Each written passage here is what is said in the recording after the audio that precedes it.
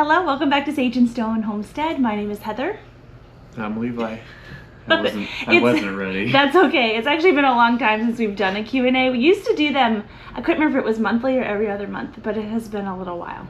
So we're a little bit rusty, but we do have 19 questions to cover today. So I probably will not answer with the thoroughness that I have in previous Q&As because there's a lot of questions, but we're going to get to all of them right now. Are the results for the MDGA virtual goat show in yet? No. So when I first entered the mdga, which is the Mini Dairy Goat Association goat show, virtual goat show, I was not aware that sometimes it can take a couple months for the results to come in. My friend Dee, who is the vice president of the mdga, she said that she's seen the results come in as quickly as 3 weeks after all the entries have been submitted, but it could take a couple of months, and so we're still waiting on that. You have had your freeze dryer for a year now. Is it still a worthy purchase? Yeah, it is. This year I haven't had a chance to use it very much, and that's because my harvests haven't been as big as they were last year. I don't necessarily prefer it for preserving things like milk because I'd rather make cheese, I'd rather make butter, and those things don't have to be freeze dried. We're gonna go through them super fast. So I have some milk still that I freeze dried last year, and so I haven't freeze dried any milk this year at all. And like I said, our harvests just haven't been big enough to require it. I have been doing small batches of canning. I have used my dehydrator. Really, that's it. I haven't done a lot of preserving this year. We've done a lot of fresh eating, but the garden just isn't as prolific as it was last year. One of the issues that I'm having right now, and I know that it has somewhat of a simple solution, is that I want to freeze dry a couple different things. I really want to freeze dry. I've got 3 goat livers in the freezer, but when you freeze dry something, you really need to fill all the trays up for it to work correctly. And I feel like I can't really do that with the liver because you also need to worry about, sometimes people say that the flavors within the freeze dryer can meld with each other. So if I lay liver on one of the trays and then put like green beans and then maybe milk or whatever, I have 5 different trays inside our large freeze dryer, that the flavor, like the stronger flavor of the liver, might interfere with the other things on the tray. So I'm struggling trying to figure that particular thing out right now. So if I had a smaller freeze dryer, it might be better, but then when I have bumper crops of tomatoes and things, I almost want a second freeze dryer because the one doesn't feel like enough. So I'd say yes, it's absolutely still a worthy investment, even though I haven't gotten a chance to use it much this year. It will get its use in. Absolutely. It's gonna last a long, long time. Thinking back to the early days when you started your homestead, knowing then what you know now, is there anything you would do differently? For example, are there changes you'd make to how you prioritize things, equipment that you thought you'd need but never ended up using, or information you wish you knew then? Well, so much like a lot of people do right now with our channel, we did a lot of research in our very early days of homesteading. So I wish we could have gotten our tractor sooner, but we didn't have control of that. We were able to get a loan on the house. We could not get a loan on the tractor. So the second that we could get the loan on the tractor, we got it. We did a lot of things without a tractor though. We used the Jeep as a tractor a lot in the beginning, and we got things done. Things that are still standing, thank goodness. Yep. And as a follow-up question, what are some things you did back then that you're really, really glad you did? What sort of actions have shown to have great long-term payoffs? Well, I kind of thought of something that I wish we maybe would have done differently. We put new wire around the chicken run, and I wish we had done it in woven wire instead of welded wire. At the time, welded wire was cheaper, and I didn't really have a vision for putting goats in there ever, but I've had goats in there all summer because we've gotten so much rain, and that pasture in there is really fertile because of all the chickens, and the grass is really tall. Our lawnmower that fits in that pasture broke this year, and so my goats are my lawnmower, and they are hard on the welded wire fencing. So if I could have gone back and done woven wire, they do have 1 inch by 2 inch woven wire, I would have put that around the chicken run. But are there things that have paid off that we did?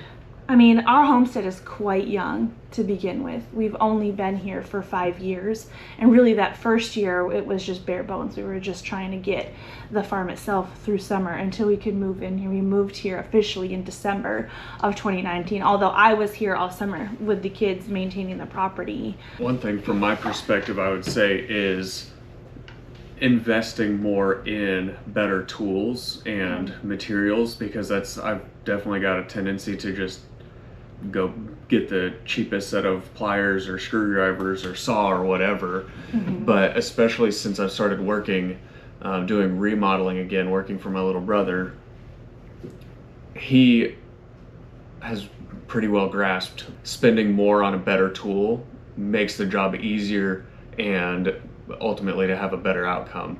So there have been a few things here where we could have gone cheaper and decided to just wait it out and be able to purchase the more expensive option, which generally, because you get what you pay for, it has paid off in several examples or instances. That woven wire that's on that back buck pen, that's not red brand, is it? Right. That is already falling apart where it's touching the ground. What, a year or 2 years later? 2 years, yeah. So we have very wet land here. With goats, you really don't want to have much of a gap underneath, especially with Nigerian dwarfs, because a lot of times when they escape a fence, they don't necessarily climb it, they'll weasel under it, especially the small goats. And yeah, our back buck pasture is already rotting on the bottom, and we did red brand around the big pasture. That has held up very, very well. It's a lot older, especially around the pond pasture. But that back buck pen we did skimp out because we wanted to get everything in one place, and I think that place did not have the red brand. Right, they just had the one less expensive option. And it's not holding up. Are you still feeding the new kittens in their little cat place you got them to keep them associating with the farm? With the barn?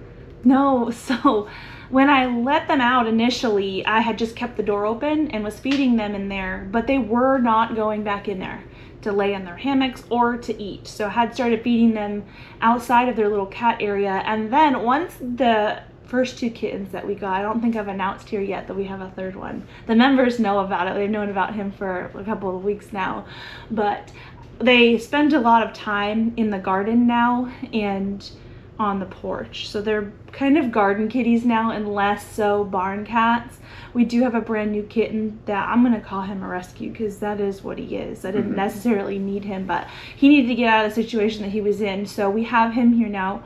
His name is Monty. He's smaller than the other ones, and he's currently in the catio right now, taking advantage of that. And when I let him out, he does stay in the barn. I don't know if that's going to be something he does all the time. I don't know what the cats are going to do necessarily in the winter, if they're going to prefer the barn or if they're going to prefer to still hang around up here, but they're around. They're just not in the barn at the moment, and they're not going as far back as the greenhouse. How do you fit everything you do into a day? Do you drink coffee? I've never seen you drinking coffee. I feel like I would need 12 cups if I did as much as you do. Oh my gosh, that's funny. So I don't feel like I do a crazy amount of things. I think I do a lot on camera, but I think what isn't always understood is I'm not always doing all of those things every single day. And I mentioned it was probably in the last Q&A, I can't remember when I talked about it, but there's a lot that you, like a wife or the mother of the home will traditionally do that I don't do, he does. So he gets the kids ready for bed. He does a lot of dishes. Levi actually cooked a dinner tonight. He does a lot of stuff that you don't normally see. So I have free time to do a lot of other things. We divide and conquer. I think we do it pretty well. It's worked so far. Oh, but I do drink coffee. I do. Usually 1 cup every day, sometimes 2. Can you please give us some hints about what you're planting in your fall garden? Yeah, I don't intend to gatekeep any of that. I haven't exactly decided what I'm gonna do. Right now, the fall and winter garden, it's gonna be going in the greenhouse as it usually does. But right now, I'm having issues inside the greenhouse that I'm trying to navigate. So I am not having too high of a hope for what's going to happen in the fall and winter garden. What do they say? I think that's how it goes. I'm having high hopes but low expectations.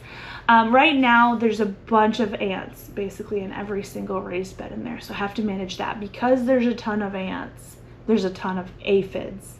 It's a problem. And even though most of the time aphids are gone during the fall and winter, in an environment like a greenhouse, they will persist. And so I have to take care of that before I worry too much. But lots of brassicas, so cool weather things, broccolis, cauliflowers, cabbages for sure. My kids really like cabbage. They like sauerkraut and fried cabbage. We all really like all manner of cruciferous vegetables.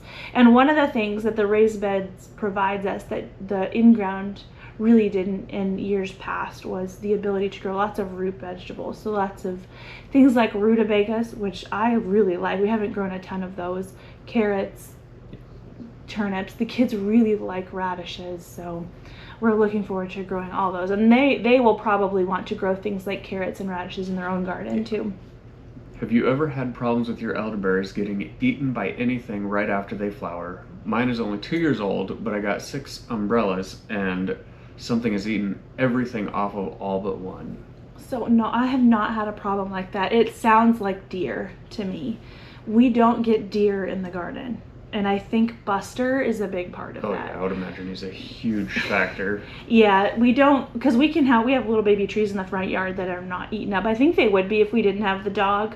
But Buster is outside 365 days a year, 24 hours a day, most of the time. He does come inside sometimes, but I think he keeps a lot away. And so that's been really nice. He doesn't have access to my raised bed garden and where my elderberry is, but he's close enough to it to keep things like that away. So I'm sorry about that. Deer is what I'm suspecting, and so trying to keep deer away. And I don't have great advice for keeping a deer out of the garden because I haven't had to deal with that, thankfully. Watch tomorrow, the deer are gonna mow it. No, just the cows. Hopefully the cows. No, the cows have been taken care of. What are your thoughts on freezing goat milk for later use? Examples: to use at a later date or to use to make cheese. So I don't know how it would necessarily work. I know that when you freeze it, it doesn't quite return to normal. I think it's pretty common when you freeze any kind of dairy that it's like the cream freezes differently than the rest of the milk, and it doesn't ever come back together properly. It almost has like flakes in it. Now, I have heard of a lot of people making mozzarella cheese out of like the boxed dry milk powder, which is freeze-dried milk. Whenever you reconstitute something freeze-dried, it turns back into its previously frozen state. So logically, that works out to me that you could use pre-frozen milk to make things like mozzarella and it work out okay. But I know a lot of freeze-dried milk, or the milk powder that you buy, is skim milk, and that might play a factor. So I would just test it out and see what you think.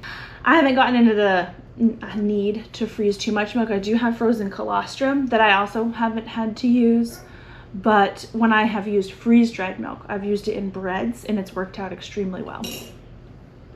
Do you have any type of animal, vegetable, or fruit that you have raised and regretted or decided never to raise or grow again? Mm-hmm. Do you want to answer the animal part? Chickens and turkeys. Ah, goodness.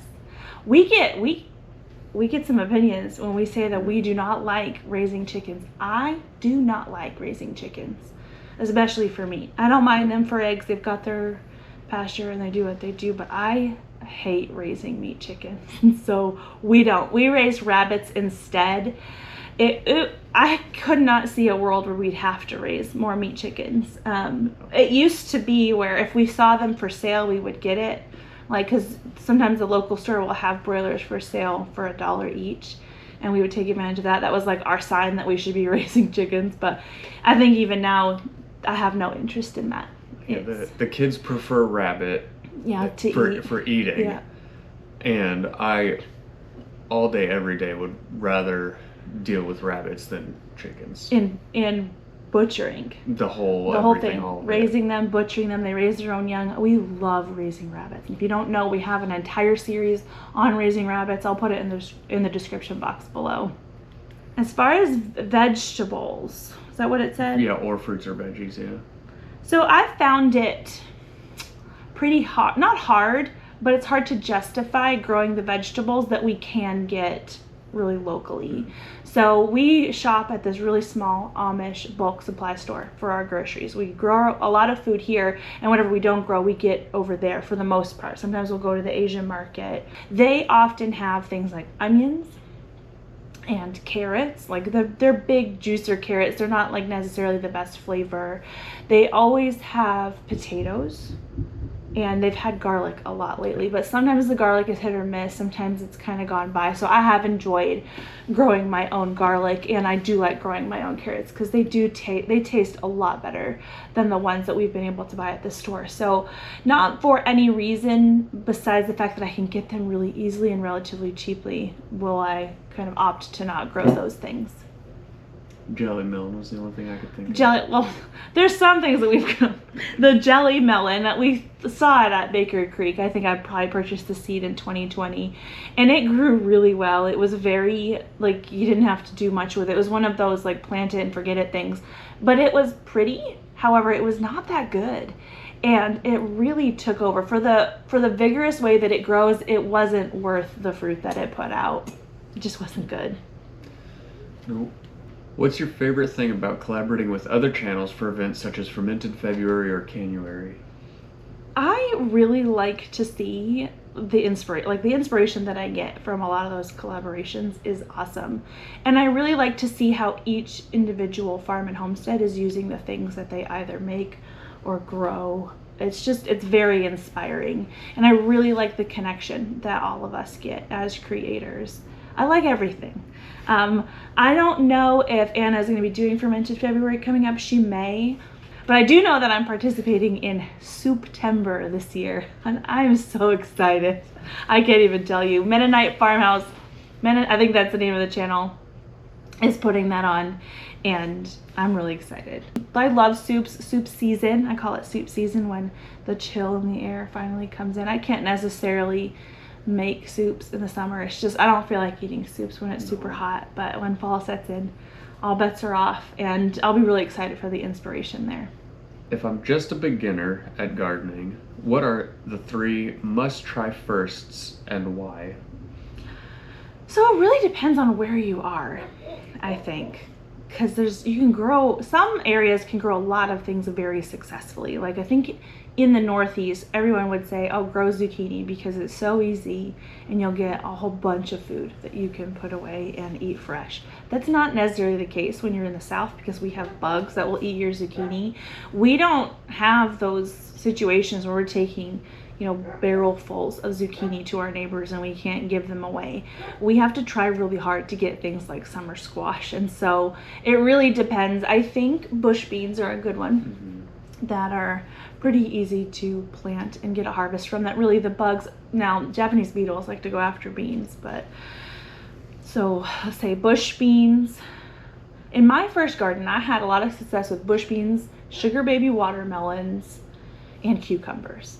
So that's what I would say, because that is what I had great success with my first garden. Cherry tomatoes as a... So tomatoes, they seem like they would be a beginner gardener thing, and they're not. Because if you don't know to prune them a certain way, if you don't know disease to look for, if you don't know pests to look for, it can be pretty disheartening to try to grow a tomato correctly. Cherry tomatoes are a lot less disease resistant, but they still have their struggles. Less disease prone? Yes, that one. Yeah. Do you see a benefit to starting pepper plants in the house versus just planting them in the ground? That also depends on where you are, because a lot of people will start them inside to get a jump on the season because they don't have a season long enough to get a good harvest out of their peppers. Also, peppers tend to put on, in a regular growing season of about 180 to 200 days, they will put on about 3 flushes of blooms, and each time they bloom they'll put on more. And so by planting them inside early, you get a jump start on that. So not only will you get guarantee that you're getting peppers, you almost can guarantee that you'll get more if you're able to take it all the way out to that 3rd flush. Now there's some people that are able to overwinter peppers. They'll actually pull them out of the garden, put them in pots in their house. They don't even necessarily give them a lot of light because the plants are dormant. And then they're able to just put them back out in the garden in springtime when the threat of frost has passed and get a real big jump start on the season. I haven't tried that. I've grown peppers inside before. I didn't quite do it right, but I don't have a big enough house really to try to do that. It's definitely worth it for me just to start them early. We will start our peppers and tomatoes and things about Valentine's Day. A little late, but how do you get such an abundant harvest of tomatoes and peppers every year? I live in a cooler, drier climate than the South in eastern Washington, but as soon as we hit the 100s, my tomatoes and peppers seem to just give up. This is the first year that I have experienced the blossom drop that everyone talks about with the heat. In previous years, I just haven't, and I can't explain why. Except for the one year where I grew a variety called Heat Master. That might be something you want to try out. It's a determinate tomato. In my opinion, not necessarily because it only puts out a determined amount of fruit, but it only gets so tall. It's more of a bush habit versus a vining habit. But those things cranked out tomatoes. I grew them in 2022 from the very beginning of the season until our first frost. They produced like crazy, and that's the year that we had the excessive heat. The entire summer, from May through October, we had 100-degree heat indexes, and those tomatoes cranked out tomatoes the entire time. They were in the greenhouse, and that year I didn't have the fans yet, so they did very well. So I would guess it depends on variety, and if you're having issues in the heat, try some heat-tolerant varieties. If I can't keep a buck for breeding, what would be considered a reasonable price range for AI for Nigerian goats? If I try to keep a buck with a wether for company, what is the minimum distance I need to prevent buck taint, again for Nigerian goats? So I did answer this on the Q&A question call on the community tab, but I don't know what a good price is for AI. I would assume that that's regional, and whether or not you have a vet that will come out to you at all, because I imagine it would be extremely expensive for us because we would have to call in a vet that would normally service this area. I don't know as far as that. Now with the buck taint thing, I can speak on that. I can't necessarily speak on it throughout the breeding season when the bucks are in rut, but very recently I had several bucks. It was 2 bucks. It was Havoc and Nefarious with some wethers right up next to the girl pen. And I didn't experience any buck taint in our milk. What buck taint is sometimes milk can taste like a buck goat smells. And we did have an experience with some of our milk tasting off, and I did consider that it could be buck taint, but it was not. We figured out that our girls had a thiamine deficiency because they were not getting enough cobalt. The second that we gave them a B-complex injection and provided a cobalt block in the barn, our milk within days started tasting so much better, and right now it's super, super sweet. It actually lasts about a month in the refrigerator now, which is absolutely insane. We could, prior to giving them the cobalt, we could keep our milk a little bit over 2 weeks, close to 3 weeks. But we've been able to drink the milk that's a month old and not be able to tell. Almost 5 weeks. Almost 5 weeks old, and it tastes great. So I would recommend everybody put a blue cobalt block in your barn. It's worth it, even if you have to pay shipping. Is the kuni meat from your pigs better than regular pork? Enough so to raise them for 12 to 18 months? Mine are 6 months right now and so tiny. I'm not sure I'm willing to wait that long. Also along those lines, how many pounds of meat per year do you need to produce for your family? So what do you think about the kuni meat? Is it worth it? Is it worth the wait?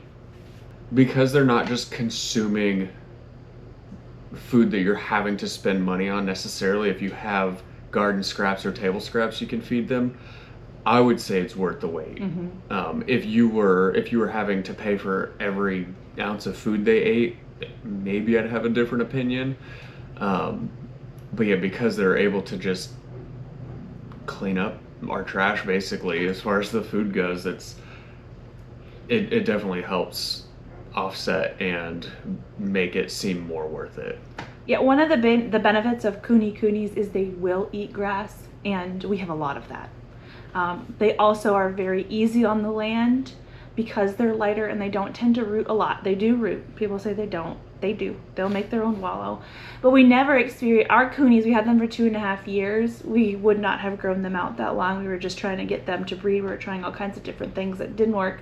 We raised them improperly, but they never would try to root underneath the fences or anything. Their pen wasn't electrified, and they did really well for us. The only, like, I'm not gonna say that I'll never own them again for meat, but I have it in my head now that every other year we'll raise pigs, and every other year we'll use the pig pen for a garden. And when you keep coonies for at least 18 months, it kind of throws that off a little bit. So we don't necessarily plan to raise them again, but it's not like I never would.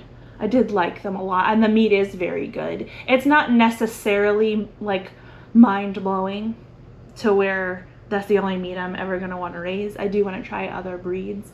We're just going to see what we can get this coming spring to raise out again. But the hope is to not have to take them through winter, because that is when we have to buy things. With coonies, because they eat grass, it's recommended to feed them some kind of hay. We fed them alfalfa pellets, along with kitchen scraps and grain over the winter, and so that's the only time they really cost us any money to keep. So if I don't have to take a pig through winter, it's just cheaper for us.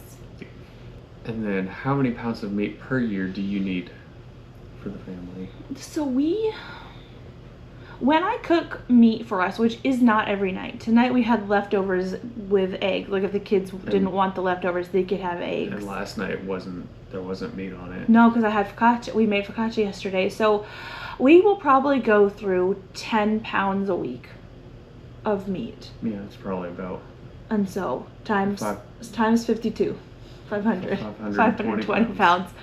And so I've not calculated how much actually goes in yearly. Sometimes I'll talk about, yay, this was 50 pounds of rabbit meat going in the freezer, but I don't have a tally. I am not organized with my freezer space at all. I know that some of what is around, and when I go to take whatever out, I find some new things. Like I just remembered that I have at least 8 frames of honey in that freezer that I completely forgot about.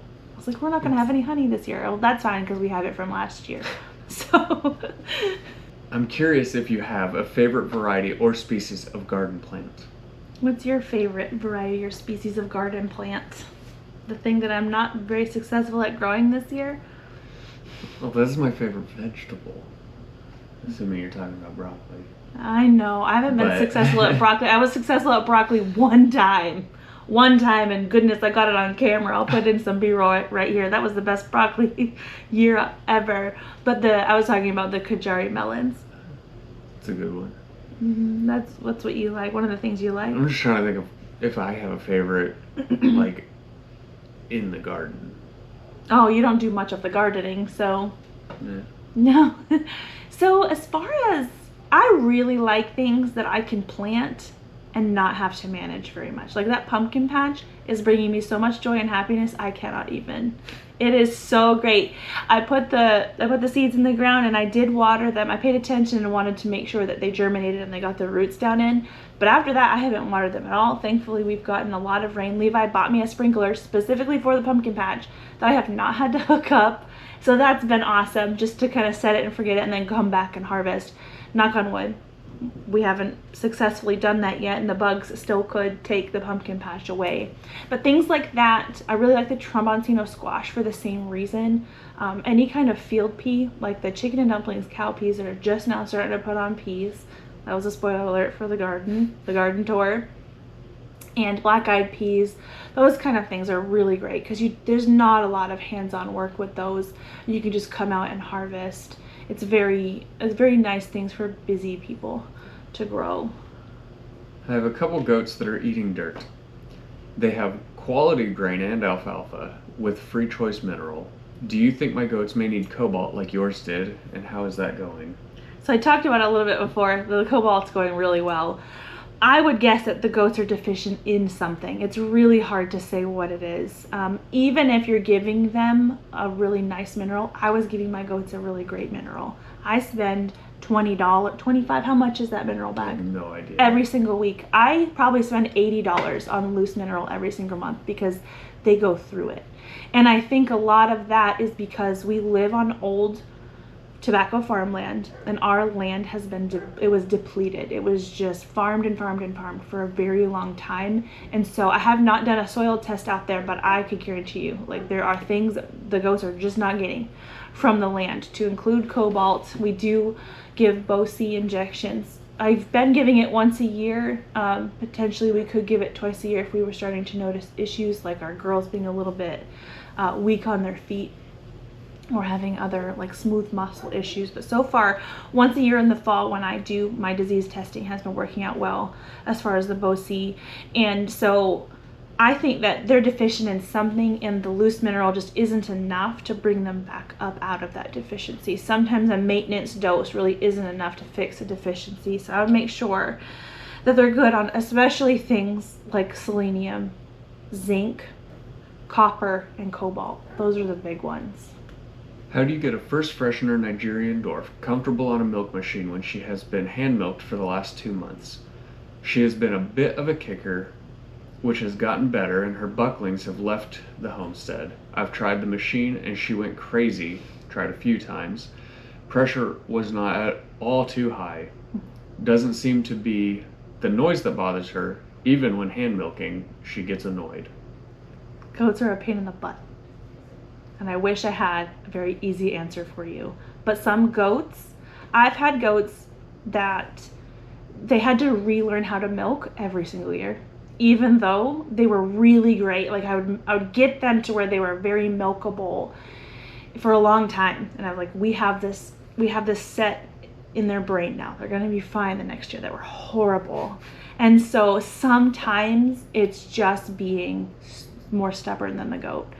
Sometimes it just takes persistence. It takes an immense amount of patience sometimes. And so what I've had to do in the past is not only hobble their feet, but literally make a harness for their hips to strap it up, because I had goats that would lay down. So if you had their feet hobbled, they still didn't want to be milked. They wouldn't care if they couldn't eat. They would lay down on the stand. And so in order to get them milked, like I said, I had to strap up their hips, and I didn't have to do that for very long, but that's what I had to do when I didn't have a choice. I had to milk them.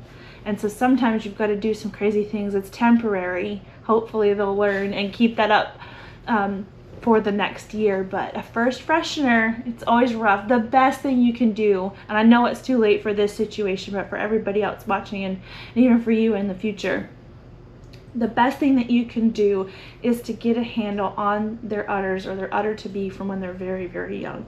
Get them used to coming up on the stand and getting treats and having that area of their body handled, and it makes things so much easier. It's not necessarily perfect, but it makes things a billion times easier when they come into milk. I concur. Yeah, do you? Have you milked a goat before? Nope. I think he squirted milk out of a teat once because I said, honey, what if I'm incapacitated? You need to learn how to milk a goat. And he's like, okay. And my friend Megan is going to have to come milk if I'm incapacitated, and that's fine. We're so blessed to have those good friends. Oh, I didn't put the bread in the oven. That's okay. We'll do it after this. How long does it make for? I don't know. I gotta look in my book. Hang on. Well, it's rising really well, at least. I'm preheating the oven now. It's 9 o'clock at night, so this will come out probably about 10 because it needs to cook for 40 to 45 minutes.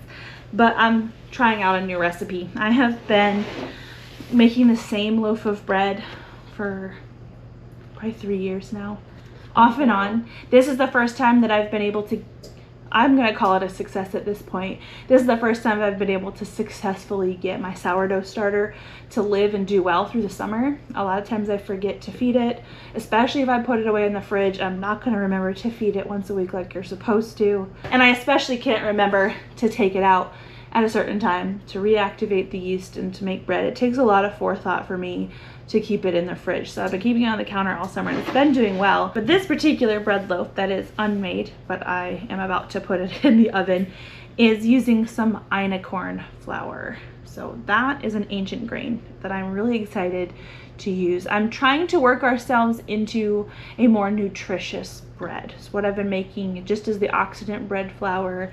It's a highly processed flour that doesn't have a lot of nutrition in it. It was getting the job done. Very delicious bread. I would just like the things that we consume most often to be better for us. So this corn, it's only 1/4 a whole wheat corn, and then the rest of it is the bread flour, but I'm really excited to try this. It also has our lard in it, it has our honey in it, and our milk, which is super special to me. It's pretty good.